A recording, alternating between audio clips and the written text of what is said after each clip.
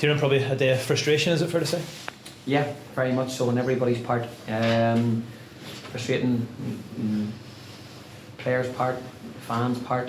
It was just one of those days that no matter how hard we tried or what we tried, it just nothing seemed to come off for us.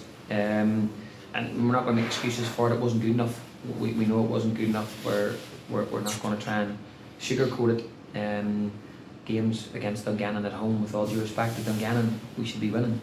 And that wasn't the case today. Maybe like the case that half time couldn't come quickly enough, and you changed things about at half time, and we came out with kind of a renewed vigour, and maybe needed to get a goal at that stage within the first kind of 15-20 minutes of that second half when we were really taking the game to them so much.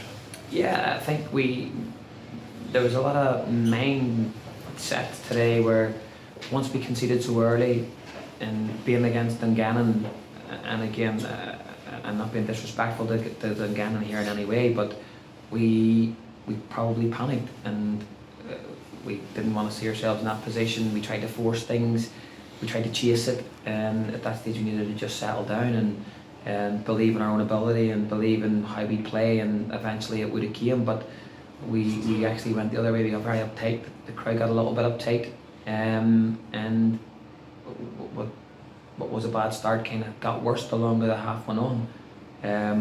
Second half we changed shape slightly. We seemed to settle a bit more.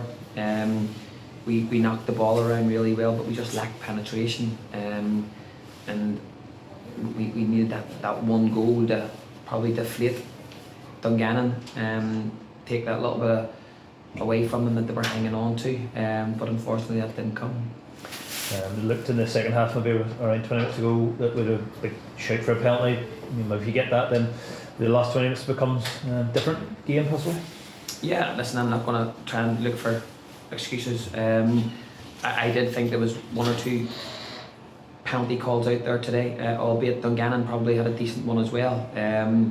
But when things aren't going your way in days like that, everything kind of goes against you, and you get really frustrated and you get uptight and you start doing things that you wouldn't normally do, and that's just what happened to us today. And that's something that we have to learn from. We have to talk about come Monday morning, and we have to dust ourselves off and get ready to go again. Leaves us a little bit off the pace in the league, but is that something that you're kind of not focused on at this stage with so many games still to play?